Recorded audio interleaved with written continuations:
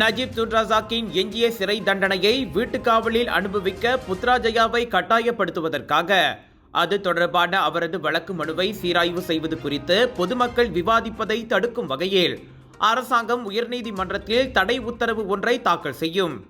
எனினும் நஜீப்பின் வழக்கறிஞர் குழுவுக்கு தலைமையேற்றுள்ள ஷாஃபி அப்துல்லா இந்த நடவடிக்கைக்கு எதிர்ப்பு தெரிவித்துள்ளதாக கூட்டரசு மூத்த வழக்கறிஞர் ஷம்சுல் போல் அசான் தெரிவித்தார். நாங்கள் இந்த உத்தரவுக்கு விண்ணப்பித்தோம்.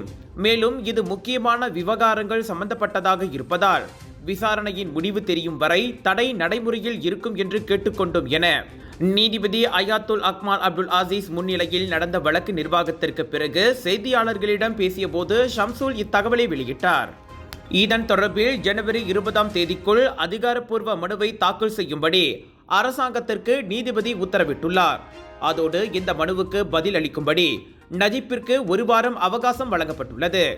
இதனிடையே இது பொது நலன் சம்பந்தப்பட்ட விவகாரமாக இருப்பதால் கடந்த காலங்களில் பரவலாக விவாதிக்கப்பட்டதோடு பிரதமர் கூட இது குறித்து நாடாளுமன்றத்திலும் வெளியிலும் விவாதித்துள்ளதால் அரசாங்கத்தின் தடை உத்தரவுக்கான மனுவுக்கு தாம் எதிர்ப்பு தெரிவிப்பதாக வழக்கறிஞர் ஷாஃபி தெரிவித்தார். இணைய மோசடிகளுக்கு தொலைத்தொடர்பு நிறுவனங்களை பொறுப்பேற்க செய்யும் அரசாங்கத்தின் முயற்சியை போலீஸ் வரவேற்றுள்ளது. அதற்கு ஏதுவாக சட்டத்தில் திருத்தம் செய்ய இதுவே சரியான தருணம் என புக்கிட் அமான் வர்த்தக குற்றப்புலனாய்வு துறையின் இயக்குநர் டத்தஸ்ரீ ரப்லி முகமது யூசுப் கூறினார். மோசடிகள் உள்ளிட்ட குற்ற செயல்கள் அதிகரித்து வருவதால் அதே வேகத்தில் சட்ட அமலாக்கமும் இருக்க வேண்டியது அவசியம் என்றார் அவர். பண மோசடிகள், குறிப்பாக சமூக ஊடகங்கள் வாயிலாக மேற்கொள்ளப்படும் மோசடிகளை துடைத்தொழிப்பது வர்த்தக குற்றப்புலனாய்வு துறையின் முக்கிய வேலையாகும். கடந்த ஆண்டு மட்டும் இணைய பண மோசடிகளால் கிட்டத்தட்ட 1 பில்லியன் ரிங்கெட் இழப்பு பதிவாகியுள்ளது குறிப்பிடத்தக்கது. 2024இல் இல்லாத முதலீட்டு திட்டங்களை இருப்பதாக கூறி மேற்கொள்ளப்பட்ட மோசடி சம்பவங்கள் 80 விழுக்காடு அதிகரித்துள்ளன. அதில் ஏற்பட்ட இழப்பு 848.6 மில்லியன் ரிங்கெட் ஆகும். முந்தைய ஆண்டில் அத்தொகை 472.1 மில்லியன் ரிங்கெட்டாக மட்டுமே இருந்தது. இணைய மோசடிகளுக்கு தொலைத்தொடர்பு நிறுவனங்களை பொறுப்பேற்க செய்ய ஏதுவாக சட்ட திருத்தம் செய்வது குறித்து அரசாங்கம் பரிசீலித்து வருவதாக பிரதமர் வெள்ளிக்கிழமையன்று கூறியிருந்தார். மத்திய வங்கியான பேங்க் நகாரா அப்பணிகளை ஒருங்கிணைத்து வருவதாகவும் அது குறித்து தொலைத்தொடர்பு நிறுவனங்களுக்கு தெரிவிக்கப்பட்டிருப்பதாகவும் டத்தோஸ்ரீ அன்வார் கூறினார்.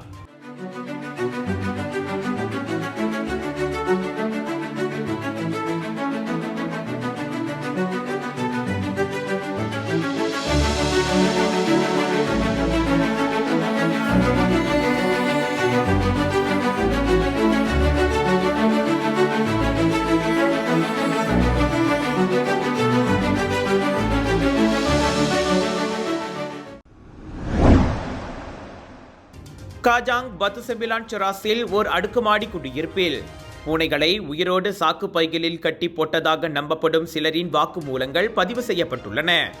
கால்நடை சேவைத்துறையான டிவிஎஸ்இன் ஸ்லாங்கோர் மாநில கிளை அச்சம்பவம் தொடர்பில் கார் ஒன்றையும் பறிமுதல் செய்துள்ளது. வைரலான வீடியோவில் காணப்பட்ட சாக்கு பைகள், குண்டுகள் போன்றவையும் பறிமுதல் செய்யப்பட்டன. கடந்த சனிக்கிழமை காலை 9 மணியில் இருந்து பிற்பகல் 3 மணி வரை அங்கு கட்டட மேலாண்மை குழு ஏற்பாடு செய்திருந்த துப்புரவு பணிகளின் போது அச்சம்பவம் நிகழ்ந்தது தொடக்க கட்ட விசாரணையில் கண்டறியப்பட்டது. 2015 விலங்குகள் நல சட்டத்தின் கீழ் சந்தேக நபர்கள் விசாரிக்கப்பட்டனர். விசாரணை அறிக்கை முழுமை பெற்றதும் மேல் நடவடிக்கைக்காக துணை தலைமை வழக்கறிஞர் அலுவலகத்திற்கு அனுப்பப்படும் என டிவிஎஸ் கூறிற்று. நேற்று வைரலான 37 வினாடி வீடியோவில் சில ஆடவர்கள் பூனைகளை பிடித்து சாக்கு பைகளில் போடுவது தெரிந்தது. எங்கேயோ கொண்டு போய் விடுவதற்காக பின்னர் அப்பைகளை அவர்கள் காரில் போடுவதையும் அதில் காண முடிந்தது. இதையடுத்து காஜாங் போலீஸ் நிலையத்தில் 2 புகார்கள் செய்யப்பட்டன.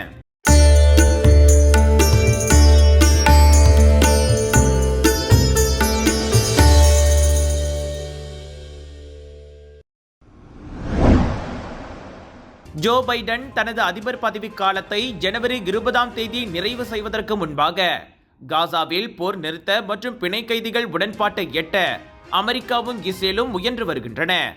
பாலஸ்தீனத்தில் போரை நிறுத்தி பிணை கைதிகளை விடுவிப்பது குறித்து விவாதிப்பதற்காக பைடனும் இஸ்ரேலிய பிரதமர் பெஞ்சமின் நெத்தன்யாகுவும் தொலைபேசியில் பேசியதாக வெள்ளை மாளிகை அறிக்கை வெளியிட்டுள்ளது. காசாவில் உடனடி போர் நிறுத்தம் செய்யப்பட்டு மனிதநேய உதவிகள் அதிகரிக்கப்பட வேண்டும் என்பதை நெத்தன்யாகுவிடம் பைடன் வலியுறுத்தியுள்ளார். அதனை ஏற்றுக்கொண்ட நெத்தன்யாகு பிணை கைதிகள் உடன்பாட்டை இறுதி செய்ய தற்போது கட்டார் டோஹாவில் இஸ்ரேலின் உயர்மட்ட பாதுகாப்பு அதிகாரிகள் முகாமிட்டிருக்கும் தகவலை பைடனிடம் தெரிவித்தார். லெபனனில் ஏற்பட்ட போர் நிறுத்தம், சிரியாவில் அதிபர் அசாட்டின் ஆட்சி கவிழ்ப்பு, மத்திய கிழக்கில் ஈரானின் ஆதிக்கம் வலுவிழந்து வருவது உள்ளிட்ட விஷயங்கள் குறித்தும் இரு தலைவர்களும் பேசினர். பைடன் வெள்ளை மாளிகையில் இருந்து வெளியேறுவதற்குள் இஸ்ரேல் பாலஸ்தீன விவகாரத்தில் உடன்பாடு எட்டப்படும் என எதிர்பார்க்கப்படுவதாக அவரின் தேசிய பாதுகாப்பு ஆலோசகர் ஜேக் சுலிவன் கூறியுள்ளார். 2023 அக்டோபரில் ஹமாஸ் போராளிகள் காசாவின் எல்லைகளை தாண்டி தாக்குதல் நடத்தி 1200 பேரை கொன்று 250க்கும் மேற்பட்டவர்களை பிணை கைதிகளாக பிடித்ததை தொடர்ந்து இஸ்ரேல் காசாவில் தனது தாக்குதலை தொடங்கியது. அப்போதிருந்து காசாவில் 46,000க்கும் மேற்பட்டோர் கொல்லப்பட்டுள்ளனர். இதனால் காசாவில் மனிதநேய நெருக்கடி ஏற்பட்டு அதன் மக்களில் பெரும்பாலோர் இடம்பெயர்ந்தும் உள்ளனர். மலேசியாவில் முதல் முறையாக என்ரிகோஸ் நிறுவனம் மாட்டுப் பொங்கல் விழாவை பெரிதளவில் கொண்டாடவிருக்கின்றது. கிராம சூழலுடன் மாட்டு வண்டி கண்காட்சி, பாரம்பரிய விளையாட்டுகள், ஜல்லிக்கட்டு கண்காட்சி உள்ளிட்ட பல நிகழ்ச்சிகள் நடத்தப்பட உள்ளன. இந்த சிறப்பான விழாவில் கலந்து கொண்டு பொங்கல் திருநாளை அனுபவிக்க உங்கள் அனைவரையும் என்ரிகோஸ் அழைக்கிறது. இந்த விழாவில் கலந்து கொள்ள www.enrico.com.my என்ற அகப்பக்கத்தை நாடுங்கள் அல்லது 01255222845 என்ற எண்ணை தொடர்பு கொள்ளுங்கள்.